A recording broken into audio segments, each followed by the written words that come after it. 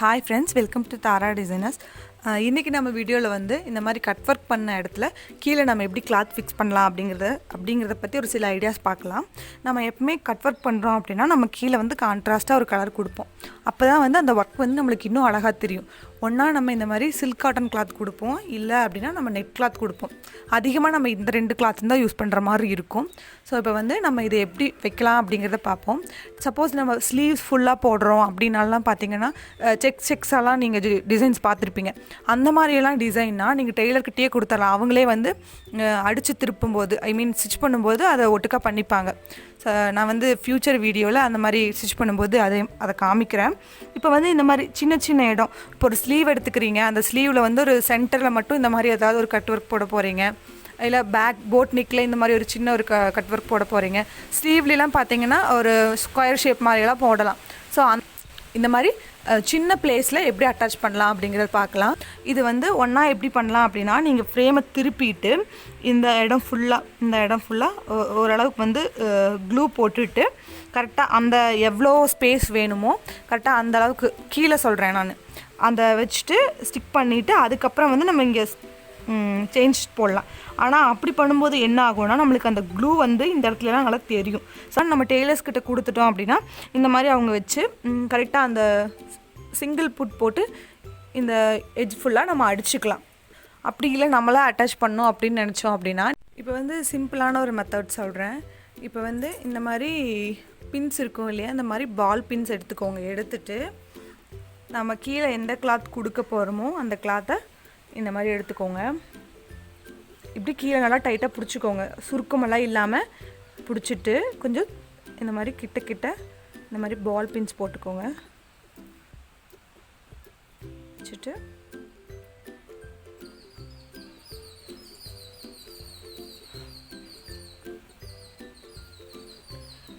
தெரியுதா?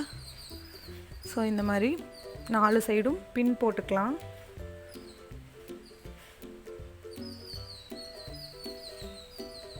நல்லா கொஞ்சம் இந்த இடம் வந்து கொஞ்சம் லூஸ் ஆகாமல் இந்த மாதிரி கீழே சுருக்கம்லாம் இல்லாமல் கொஞ்சம் நல்லா இப்படி நல்லா நீட்டாக எடுத்துகிட்டு இந்த மாதிரி 4 சைடும் இந்த மாதிரி பின் போட்டுக்கோங்க. இந்த மாதிரி செக்யூர் பண்ணிவிட்டு அதுக்கப்புறம் இந்த எட்ஜ் ஃபுல்லாக ஒரு லைன் வந்து செயின் ஸ்டிச் போட்டுட்டு ஜிக்ஸாக் போட்டுட்டு நம்ம ஃப்ரேமை திருப்பிட்டு அந்த எக்ஸ்ட்ரா கிளாத்தை வந்து நம்ம கட் பண்ணி எடுத்துருவோம். ஸோ இது எப்படி போடுற அப்படிங்கிறத பார்ப்போம். எப்பவும் போல் நான் ஜரி எடுத்திருக்கேன். ஸோ நம்ம இதை ஒட்டியே வந்து ஒரு லைன் ஃபஸ்ட்டு வந்து செயின் ஸ்டிச் போட்டுக்கலாம். இப்போ வந்து நம்ம இந்த 2 கிளாத்தையும் சேர்த்து போடணும். செயின் ஸ்டிச் வந்து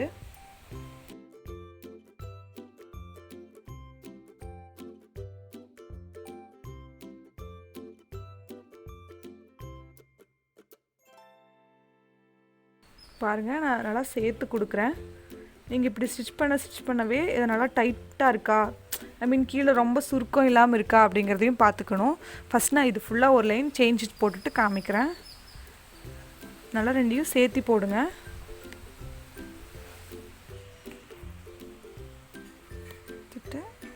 ஸோ நல்லா கொஞ்சம் சுருக்கம் இல்லாமல் பார்த்து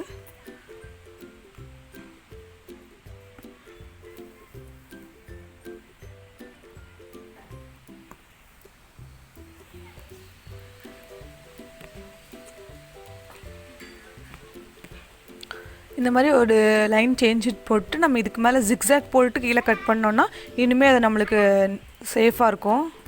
இப்போ பாருங்கள், நான் இந்த ரவுண்ட் ஃபுல்லாக ஒரு லைன் வந்து செயின் ஸ்டிச் போட்டு அதுக்கு மேலே ஜிக்ஸாக் போட்டு கவர் பண்ணிட்டேன். இப்போ வந்து இந்த பின்ஸை வந்து நம்ம ரிமூவ் பண்ணிக்கலாம். நம்ம திருப்பிட்டு எக்ஸ்ட்ரா கிளாத்தை வந்து கட் பண்ணி எடுத்துக்கலாம். இப்போ வந்து நம்ம நெட் கிளாத் வச்சு எப்படி அட்டாச் பண்ணலாம் அப்படிங்கிறத பார்ப்போம். ஸோ இந்த மாதிரி நான் எவ்வளோ வேணுமோ அவ்வளோ வந்து கட் பண்ணி எடுத்திருக்கேன். ஸோ இப்போ சேம் மெத்தட் இதே மாதிரி இந்த மாதிரி இதை ப்ளேஸ் பண்ணிவிட்டு ஃபஸ்ட்டு வந்து நம்ம பின்ஸ் வச்சு அதை செக்யூர் பண்ணிக்கலாம்.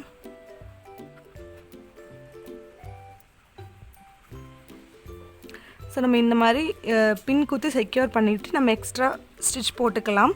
நம்ம ஸ்டிச் போடும்போது எகைன் இந்த பின்னை கழட்டிட்டு கீழே எதுவும் சுருக்கு இல்லாமல் அதை நல்லா அட்ஜஸ்ட் பண்ணிவிட்டு நம்ம வந்து எகைன் இந்த பின்னை குத்தி செக்யூர் பண்ணிவிட்டு ஃபுல்லாக போட்டுக்கலாம். இப்போ வந்து நான் இதுக்கும் ஃபுல்லாக செயின் ஸ்டிச் போட்டு தான் வந்து கவர் பண்ண போகிறேன். ஸோ பாருங்கள், இந்த மாதிரி ஜரி எடுத்திருக்கேன். நம்மளுக்கு வந்து ஒர்க் பண்ணுறதுக்கு கஷ்டமாகலாம் இருக்காது. இந்த மாதிரி ஸ்டிச் போடுறதுக்கு, ஏன்னா துணி வந்து லேஸாக தான் இருக்கும், அதனால் நம்மளுக்கு ஸ்டிச் போடுறதுக்கு கஷ்டமாகலாம் இருக்காது. நம்மளுக்கு எப்பவுமே வந்து வெல்வெட் கிளாத்தில் ஒர்க் பண்ணுறது மட்டும்தான் கொஞ்சம் கஷ்டமாக இருக்கும். நீடில் இறங்க இருக்கிறது ரொம்ப கெட்டியாக இருக்கிறதுனால நீடில் இறங்குறதுக்கு ரொம்ப கொஞ்சம் கஷ்டமாக இருக்கும். ஸோ இதெல்லாம் பார்த்திங்கன்னா நம்மளுக்கு ஒரு மாதிரி கெட்டியாகலாம் இருக்காது, மெலிசாக தான் இருக்கும். ஸோ இதே மாதிரி ஒரு லைன் வந்து செயின் ஸ்டிச் போட்டுட்டு அதுக்கு மேலே ஒரு ஜிக்ஸாக் போட்டுட்டோம் அப்படின்னா நம்மளுக்கு நீட்டாக இருக்கும்.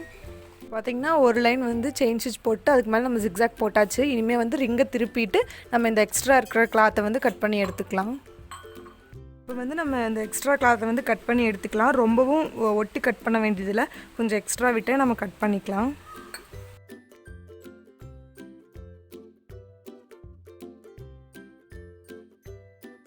பாருங்கள், இதை நான் இந்த மாதிரி ஃபுல்லாக கட் பண்ணி எடுத்துட்டேன்.